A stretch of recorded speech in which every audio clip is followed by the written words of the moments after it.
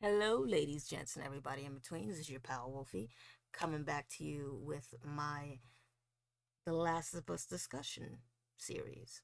So I did this for the first season. I just broke down each episode, talked about the similarities between the games and the show, and the differences and what I liked and all that stuff.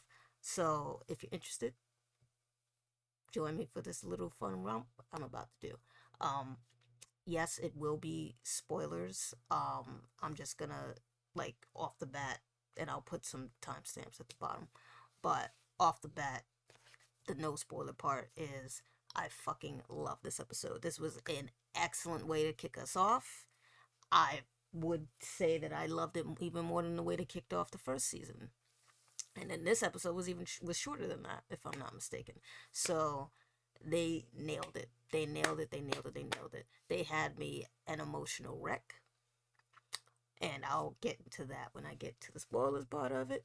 I give this a 10 out of 10, 20 out of 20. I don't give a damn. All the hundreds. This gets all the hundreds. This was perfect. Absolutely perfect. And it just got me amped. Absolutely amped for this season.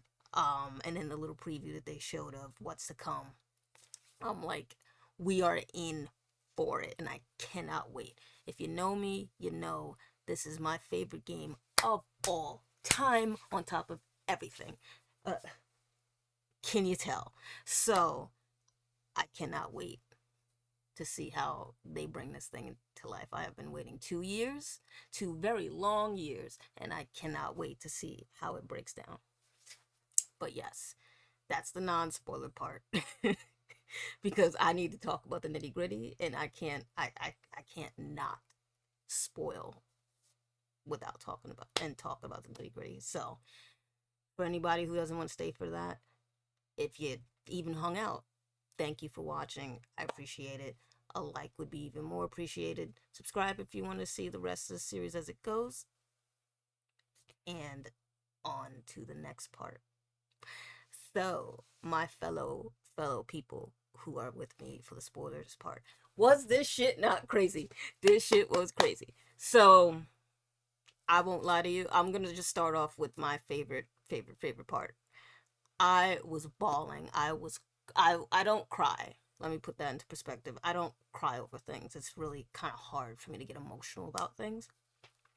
I was sobbing for the part with the New Year's party. I can't that like, because if you've followed this series for as long as I have, you were there in 2018 where they showcased the first ever, you'll see a cat or two, where they showcased the first ever gameplay for this game, and they used that scene of them at the dance with Ellie and Dina. To, I I was I'm not I'm gonna tell you, I rewatched the episode again, and I still cried just as hard as I did the first time.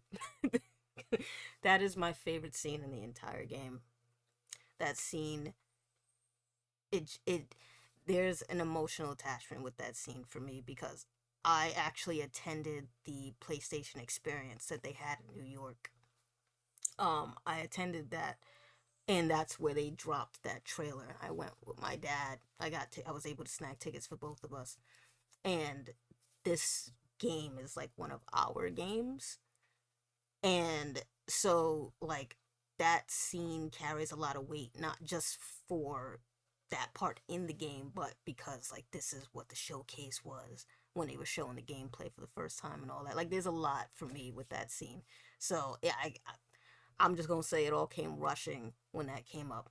Like to see how perfectly they were able to recreate that entire, like, they say it's in the church, so the way they recreated the entire set from the lights to the band, and we had our boy Gustavo in there playing his little cameo, and seeing Jesse and seeing Dina dancing with them. Like I'm like, it was like a one for one shot. Like I would love to just, I'll probably, knowing my dedicated ass, will do like a little edit showing the game in the scene, like showing the TV show and then the game version of it.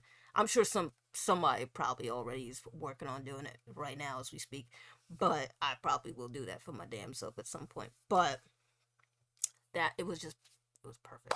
It's absolutely perfect. Like I'm gonna like my thing was they had to cast Dina right. If they had to cast anybody, like any of the new cast aside from Abby, they needed to cast Dina right, and they did it. They fucking did it. Isabella, if I'm not mistaken, she was in like my favorite thing she was in recently was Alien Romulus, and she did a really great job in that. She didn't have like as big a part, but the part that she did play, she did a really good job in it. And um so she real I was like, from that I was impressed, and I'm like, okay, she might be able to nail this for Dina, and she did it. She did it. She nailed Dina perfectly. This couldn't be a more perfectly casted. So like, stepping out of just that scene talking about Dina, the way that she captured all her mannerisms, the way that she was like kind of like trying to be the peacekeeper between like Joel and Ellie, you know, trying to figure out what's going on there and seeing if she can't find a way to bring them together in some way. Like that is Dina. That has always been what Dina did in the game. She always was. She's the logic. Like I believe they said it in like that behind the scenes discussion of the show for HBO with the episode where they said like, with the dynamic between Dina and Ellie, like Dina is the brain while Ellie is the brawn, and that couldn't be more perfect. That couldn't be more perfect description, because yes, but I would also say that Dina is the heart. She's the heart. So like, she brings that emotional weight a lot of the times, like both in the game and now in the show, and she did a really damn good job at it, and I was extremely impressed. Extremely impressed. Like I have that dance scene, I have a friend of mine did a drawing of it, and I have it on my wall, and I'm looking at it right now, and I'm just like, I can't believe how fantastically they did that. And to have to have Dina do the damn where she did this the goddamn pun. When she did the pun, I'm like, oh no, we've gotten her after Ellie's already kind of infected her with her little pun stuff. I'm like, yep, this is them. This is my deli, and I cannot wait to see how that develops. There's a couple more scenes that I can't wait to see for them in particular in this season that I hope are going to be in this season, because one of them is actually a hidden scene that you can miss if you played the game, and then the other one is just the most, what I'll call what I personally think is the most emotionally gut punching scene. You know what? That's a lie. There's two more. There's two more that are like that. But there's one for me personally that I think is more like, holds just a tad bit more weight. But we'll get to that when we get there. Jesse was excellently cast. Like he's got the persona of Jesse in the game really well. They really nailed it with him. I don't believe I've seen this kid in anything else. He doesn't look familiar to me. So I do like that they pick, like for casting, they pick a lot of people who aren't like any of the big name people in this thing, is not like overshadowing, so to speak. Like yes, they have the great Pedro Pascal, but then they do have all these other people who've been in other projects that are beloved in those projects, and they're in this. Like my girl Catherine O'Hara. Okay, so Catherine O'Hara, I'm gonna be jumping. I'm a fan. This is what happens. So Catherine O'Hara's character, really loved what they did with this. I was like, because I was so confused, because I was like, who is she playing? Like we figured out that she played a therapist based on like the trailers, but what was her like connection? Like how was she going to be inserted? Like, is she just going to be a random therapist that Joel is talking to or something like that? So when they ended up making it so that she's actually the wife to Eugene, I was like, that was perfect. That was excellent. I couldn't have put that together better, because like Eugene was this sort of beloved character who you never saw. But if you paid if like but if you were like one of those people who actually like dug into all the nitty-gritty of like that part where they're in the in his little hideaway outside of the Jackson compound. If you really like paid attention to the little clues, if you read the little notes and all that stuff, that gave you an idea of what Eugene was like and who he was. And you loved him. Like you couldn't help it. Like you felt like that was always my favorite thing about that game, is that not everything is right there on the screen. You have to search for these little secrets and stuff to get even more out of the game, and that was one of the parts. Eugene's section is one of those parts. So to add even more depth to him and make it so that we meet his wife, and then tell us that it was Joel who killed him, and the implication is that Eugene got bit, there was nothing else that they could do. So he had to kill him. But the way that they're saying that there was a way that he killed him that was wrong, I'm like, well, that sounds just like fucking Joel now, doesn't it?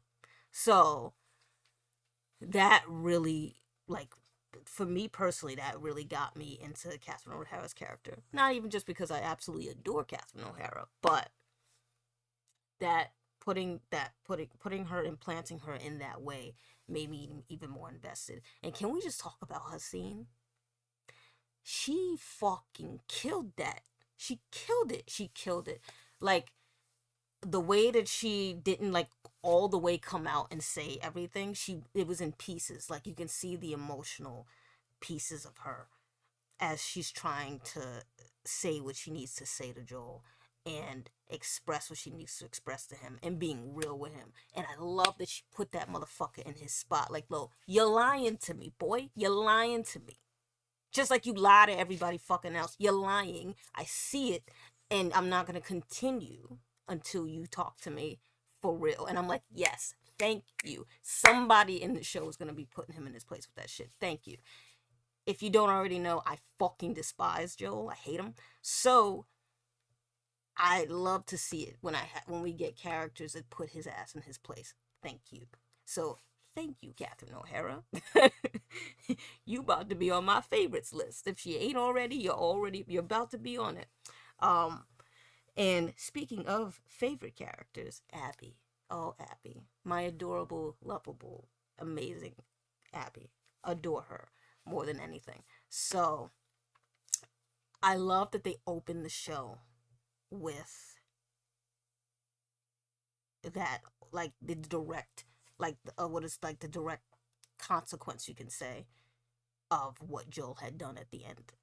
So it's not completely similar, but kind of similar to how we meet Abby in the game, because we meet her, distraught.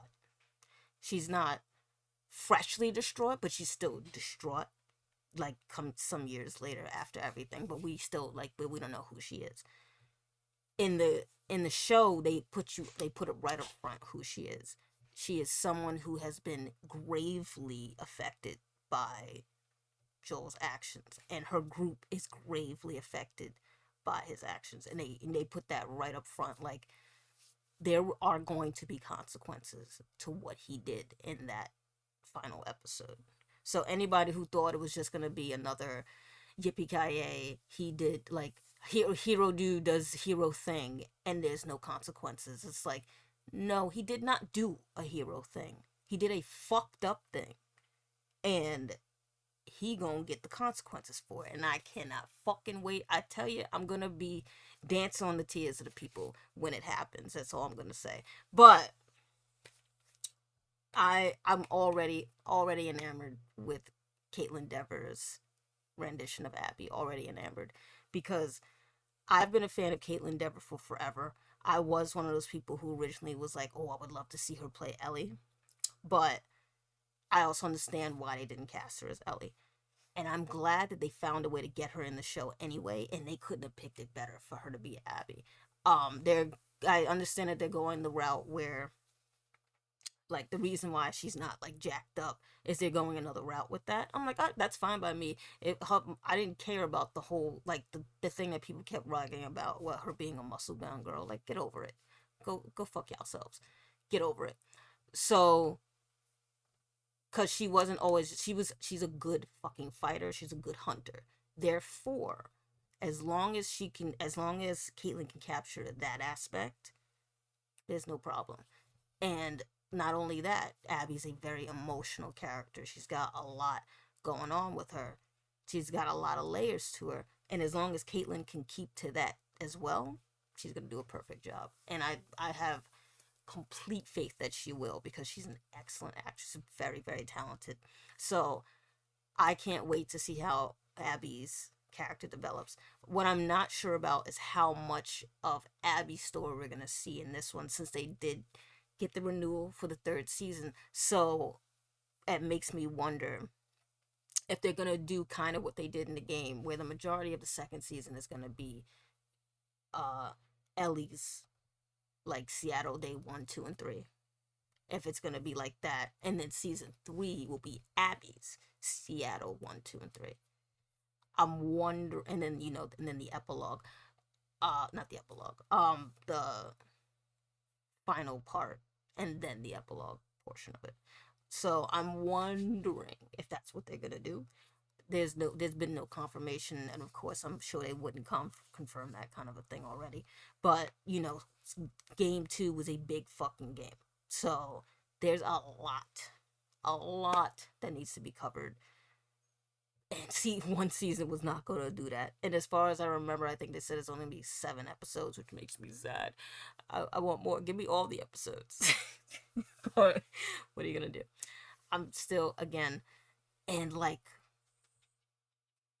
coming off of Abby, I want to go into the infected. So they've already been boasting in the, like, promotions that the infected gonna play a much bigger part this time.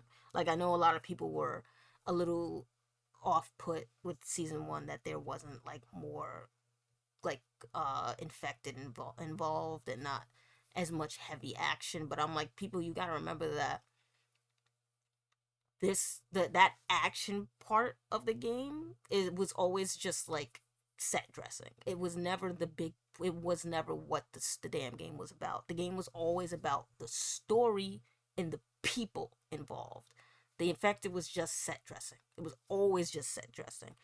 And because, a game, it's a game, it has to have gameplay. Therefore, that's the part that they played. That was So that made sense that they didn't play such a huge part in season 1. And so I was never bothered by that. It makes more sense for them to have a bigger presence in season 2, like, based on what's going to be happening. There's going to be a lot more traveling in areas that were hit first and hardest by the infection. So it makes more sense that there's going to be a lot more infected involvement. So the showcase for the fucking stalker. When I tell you I hate this enemy, I hate, I hate this enemy so goddamn much. I I like, I know I've replayed this game more times than should be humanly possible, but I know every single part that the stalkers appeared in the games. And I tell you, I dread it. I have to take a breath before I go into those parts every freaking time, because I hate fighting them. I cannot stand them. I've got them down to a fucking science now, but even with that, I still have to stop and take a breath, because I'm like, here we go with these motherfuckers. Fighting them on grounded. Fighting them on grounded, fuck them damn things. So I loved how they did the showcase for the stalker. I love that they only made it one stalker that she dealt with at that. Like, just to backtrack a little bit, the way that they did the market scene, perfect. That's another one where they nailed the setting and the way the set was designed. I felt like I was literally looking at the game. Like it looked just like the game, just in live action. I'm like, how did they do? Like, you have to give these people deserve fucking Emmys. How they're able to recreate these settings is absolutely uncanny, because it literally looks like it's the game got pulled into real life. How did they do that? It's phenomenal. But okay, now going back forward. So the stalker scene, have it was great that they made it just one stalker, and it was great that you got to see why they're such a threat. So you in the game, it was easy to see why they were such a threat because you're going up against them. But it's a little bit harder to see how they're such a threat, like, to recreate that in a show. So the way that they did that and focusing it, just like, this is what it's like if you mess with just one of them. Imagine multiple. That bitch was smart as hell, and she did everything that a person would have done, a conscientious person would have done who was stalking prey. She It was perfect. So the fact that we got to see that with just one, dear lord, it's gonna be crazy when they have, like, if they recreate certain parts of the game exactly.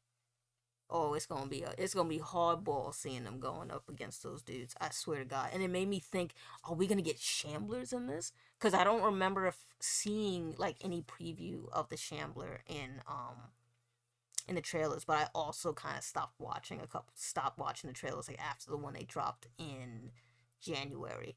I stopped watching them because I'm like, I don't want no more. I don't want to. I'm happy. I'm happy with what I'm seeing. I don't want to see no more. I don't want to see no more. Just give me the show. So now I'm like, oh, we gonna get Shamblers? How's that gonna work? How do you even create? Like, they created the bloater so incredible. I can imagine the Shambler's fucking disgusting. Like, how are they gonna recreate that thing? That thing gonna give me nightmares. I already see it. And then there's one more that I'm not looking forward to seeing, and it's probably gonna scare me just as much as it scared me in the game, and that's the Rat King. I don't anticipate seeing the Rat King this season. I think that's going to be a season 3 thing. I think this one is going to be just more about the the stalkers, the clickers, the runners, the bloaters, and possibly the shamblers. Um, Again, if they go the route that I think they're going. So I think we're gonna see those 5 definitely, but the Rat King, not sure about that. I think that's gonna be a season 3 reveal, but I could be wrong. Either way, it's gonna scare the shit out of me when that motherfucker does show up on the screen. I still can't play through that part of the game. Like, you know how you have that part of a game? Yeah. That is that part. It's my favorite game in the whole world. I've played it 3,000 times, but that part always gets. I still get anxiety attacks playing that. So I can only imagine what that's going to be like to see on screen, and I can't wait. I can and I can't wait. Um, but just I loved it. I loved this episode so much, and I'm rambling at this point, but I really wanted to touch on those parts in particular. Like, those parts really got me about this, and it got me so even more fucking excited. I can't wait to see how they're gonna pull this damn thing off.